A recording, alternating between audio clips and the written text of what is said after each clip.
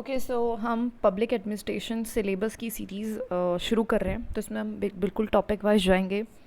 हर एक टॉपिक का एक वीडियो बनाएंगे, वीडियो में ही 2 बार रिकॉल करेंगे एंड जो इंपॉर्टेंट कीवर्ड्स है वाइल वॉचिंग अ वीडियो उसको हम लिखते हुए चलेंगे। सबसे पहला है that is introduction. Public administration है क्या? तो public administration organization and management है ऑफ मैन मटीरियल्स।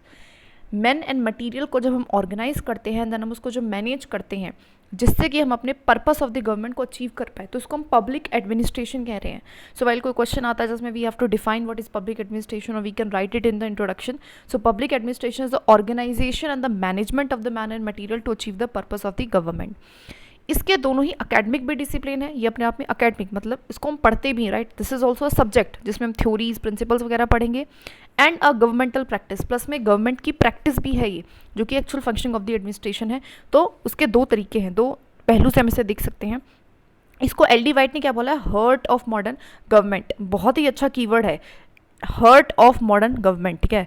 तो पब्लिक एडमिनिस्ट्रेशन के बारे में एल.डी. वाइट क्या बोलते हैं कि this is a heart of modern government. इसको लिख लेना, इस कीवर्ड्स को लिखते हुए चलेंगे, ठीक है। You will write this keyword. Now बात करते हैं meaning of the public administration. तो meaning of the public administration अलग अलग थिंकर ने अलग अलग डिफाइन करा है। दो ब्रॉड व्यू अगर हम देखें तो एक ब्रॉडली देख सकते हैं और एक नैरोली देख सकते हैं। ब्रॉडली में क्या होता है, इसमें हम स्टडी एंड प्रैक्टिस दोनों देखते हैं कि कैसे गवर्नमेंट फंक्शन कर रही है। इसमें फॉर्मुलेशन, इम्प्लीमेंटेशन, इवोल्यूशन सब कुछ होता है पब्लिक पॉलिसीज़ का। मतलब कहते हैं ब्रॉड व्यू में क्या कह रहे हैं कि पब्लिक एडमिनिस्ट्रेशन सब कुछ है, इसमें हम पॉलिसी को बनाएंगे भी, पॉलिसी को इम्प्लीमेंट भी करेंगे और पॉलिसी में अगर कोई दिक्कत है तो उसको फिर इवोल्यूशन भी करेंगे, उसका साथ साथ निकाल के उसमें बदलाव करेंगे। तो सब कुछ सारा काम कर रहे हैं, ठीक है, ठीक है।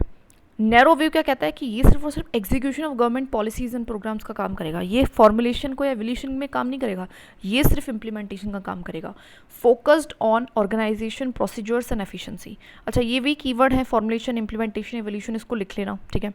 तो इसका मेन फोकस किस किस किस पे होगा? ऑर्गेनाइजेशन पे, प्रोसीजर पे, एफिशिएंसी पे। मतलब सिर्फ और सिर्फ एग्जीक्यूशन पे वाले पार्ट पे काम होगा कि एग्जीक्यूशन अच्छे से हो, हर उसमें एक अच्छा प्रोसीजर हम फॉलो करें, अच्छी एफिशिएंसी से हम उसको करें, दैट इज़ इट। अब देखिए जैसे कि वुड्रो विल्सन है, वो हमारी किसकी बात करते हैं? वो एग्जीक्यूशन, मतलब वो हमारे इस वाले नैरो व्यू को सपोर्ट करते हैं। एल.डी. वाइट जो हमारे हैं वो कहते हैं कि पब्लिक जो एडमिनिस्ट्रेशन है वो डायरेक्शन, कोऑर्डिनेशन, कंट्रोल है गवर्नमेंट ऑपरेशंस का, ठीक है। साइमन क्या कह रहे हैं कि ये हमारा एग्जीक्यूटिव ब्रांच है, मतलब साइमन एंड वुड्रो विल्सन दोनों ही क्या कह रहे हैं, ठीक है। तो वुड्रो विल्सन एंड साइमन दोनों क्या कह रहे हैं कि भैया सिर्फ पब्लिक एडमिनिस्ट्रेशन का काम है, दैट इज एग्जीक्यूशन, उसको एग्जीक्यूशन तक रखो, ठीक है। ये चीज़ समझ में आई। और एल.डी. वाइट क्या कह रहे हैं? एल.डी. वाइट कह रहे हैं कि पब्लिक एडमिनिस्ट्रेशन में direction, coordination, control government operations का आता है। मतलब थोड़ा सा ये क्या दे रहे हैं, ब्रॉड व्यू दे रहे हैं, हम कह सकते हैं, ठीक है। तो हमने क्या पढ़ा अभी तक? क्या पढ़ा हमने अभी तक? थोड़ा सा अगर रिवाइज करें साथ के साथ, मतलब रिकॉल करते चलेंगे कि मीनिंग में हमने क्या पढ़ा।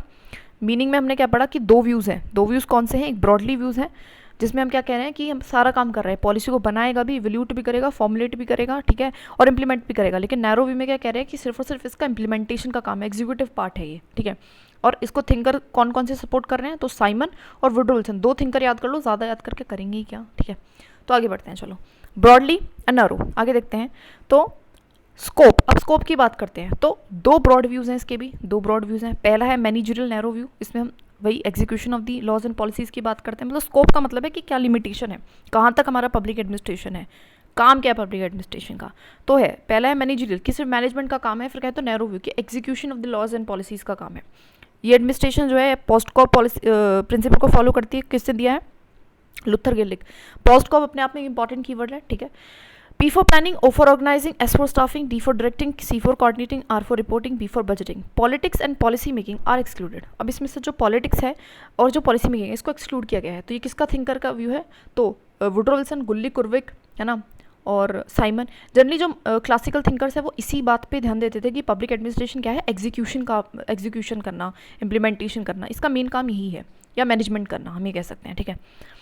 इंटीग्रल या ब्रॉड व्यू। अब तीसरा जो व्यू है वो क्या कहता है कि ये इंक्लूड करता है सारी एक्टिविटीज़ गवर्नमेंट की, ये सारी गवर्नमेंट की एक्टिविटीज़ को कर रहा है, पॉलिसी फॉर्मुलेशन को भी कर रहा है, एग्जीक्यूशन को भी कर रहा है, रेगुलेशन को भी कर रहा है। उसमें सिर्फ एग्जीक्यूशन वाला पार्ट नहीं लिया उन्होंने, बोला सारा काम करेगा, ठीक है। एडमिनिस्ट्रेशन एक वैल्यू न्यूट्रल नहीं है, ठीक है। वो कहता है कि सिर्फ इसमें तो क्या कहते थे कि वैल्यू है ही नहीं, है ना। इन्होंने तो बात करी फैक्ट की कि फैक्ट है, वैल्यू है ही नहीं। इन्होंने बोला कि नहीं नहीं देखो, पागल मत बनो, वैल्यू न्यूट्रल नहीं हो सकता है। इसमें भी पॉलिटिक्स, लॉ, सोशियोलॉजी, इकोनॉमिक्स सारी वैल्यूज़ तो हैं। पॉलिटिकल वैल्यूज़ होती हैं, लॉ, लीगल वैल्यूज़ होती हैं, है ना, कॉन्स्टिट्यूशनल वैल्यूज़ होती हैं, सब कुछ होता है। कौन से थिंकर है जो उसको सपोर्ट कर रहे हैं? That is Dwight Waldo and Paul Appleby. दो थिंकर्स हमें पता होना चाहिए कि दो थिंकर जो सिर्फ फैक्ट को बोल रहा है कि फैक्ट होता है, दो थिंकर जो बोल रहा है कि वैल्यू भी होता है और एग्जीक्यूशन के अलावा भी काम है, that is Dwight Waldo and Paul Appleby. Dwight Waldo and Paul Appleby ना। मॉडर्न स्कोप क्या है? ये गोज बियॉन्ड गवर्नमेंट, ये गवर्नमेंट की आगे जाके एक कदम आगे है। इसमें हमारे पीपीपी भी आते हैं, है ना। आज के टाइम की बात कर रहे हैं तो आज ऐसा नहीं है कि सिर्फ ये तो पॉलिसी एग्जीक्यूशन फॉर्मुलेशन तो है ही, साथ में प्राइवेट सेक्टर को भी इंक्लूड कर लिया, साथ में एनजीओ को भी इंक्लूड कर लिया है। अब पब्लिक प्राइवेट पार्टनरशिप भी आ रही है, अब एनजीओ भी आ रहा है इस गवर्नेंस में। ग्लोबल गवर्नेंस हो रही है, ई गवर्नेंस हो रही है, इसमें हमारी पॉलिसी मेकिंग तो आ ही रही है। पर्सोनल को भी कैसे मैनेज किया जाए ये भी आ रहा है। पब्लिक फाइनेंस भी आ रहा है। Development administration, that means administration की हेल्प से डेवलपमेंट करना, ये भी इसमें आ रहा है।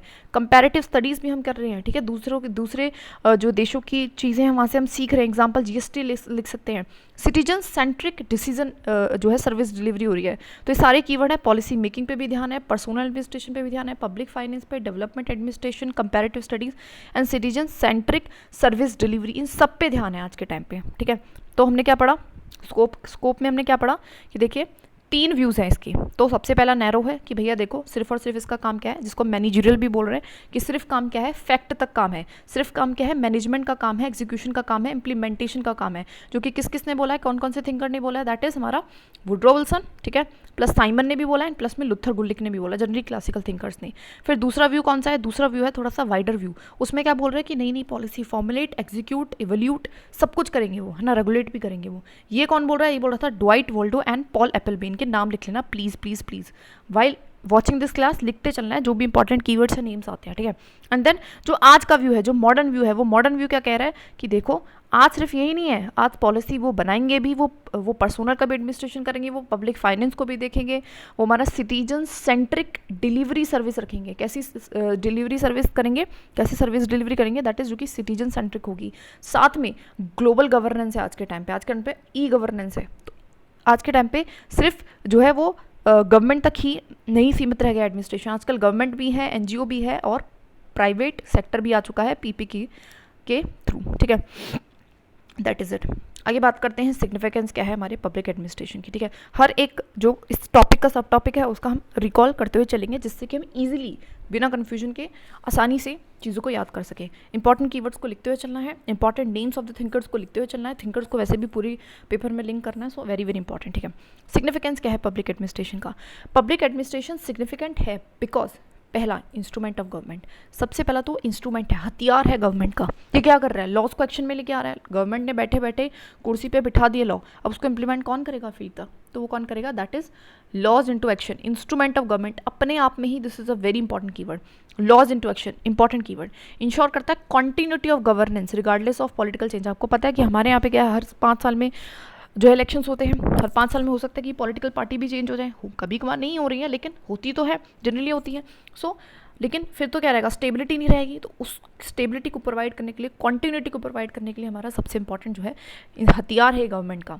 दैन डेवलपमेंटल रोल, जैसे कि मैंने बताया डेवलपिंग कंट्रीज़ है, इंडिया है, वहाँ पे एडमिनिस्ट्रेशन को हम डेवलपमेंट की तरह लेते हैं। मतलब एडमिनिस्ट्रेशन क्या है? एक टूल है, एक जरिया है जिससे कि हम डेवलपमेंट करा सकते हैं। कैसे कराते हैं?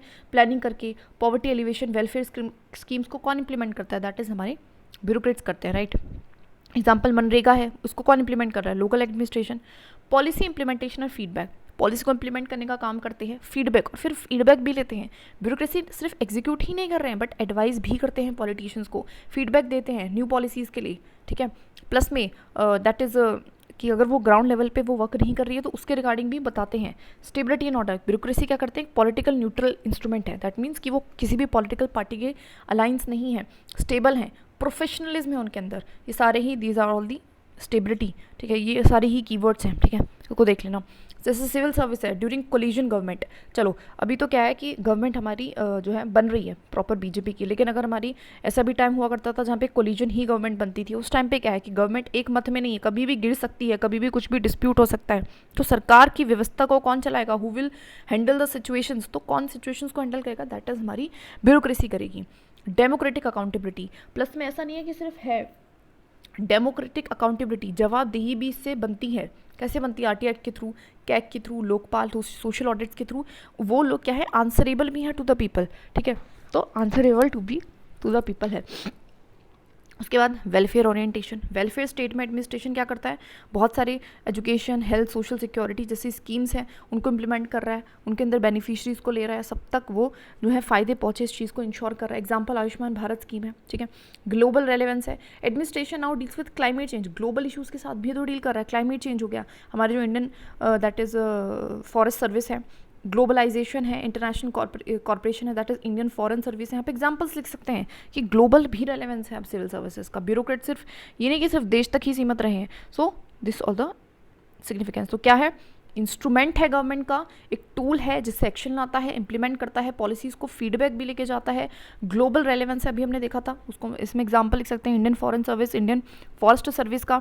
उसके अलावा हम क्या कह सकते हैं, एक स्पेशलिटी भी प्रोवाइड करता है बहुत जगह IRS में, है ना, ये थोड़ा सा पॉइंट अपनी तरफ से बना दिया।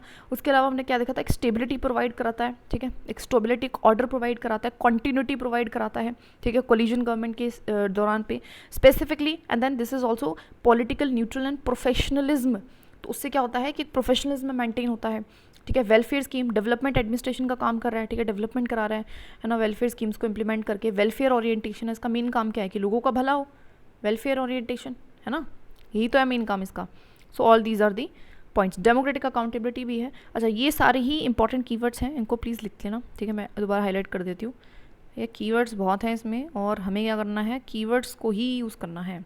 जितना अच्छा हम लिख पाएंगे, ये वोकेबलरी है, this is like a vocabulary of the subject. Instrument of action, laws into action, continuity, developmental role, development administration कह दो चलो, पॉलिसी इंप्लीमेंटेशन, फीडबैक, है ना, पॉलिटिकल न्यूट्रलिटी, प्रोफेशनलिज्म, उसके अलावा democratic accountability, welfare orientation and बस ये सब कुछ हमारे क्या है, इंपॉर्टेंट कीवर्ड्स हैं, इनको ध्यान रखना है, इनको लिखते हुए चलना है एंड बार बार इनको क्या करना है, रिवाइज करना है।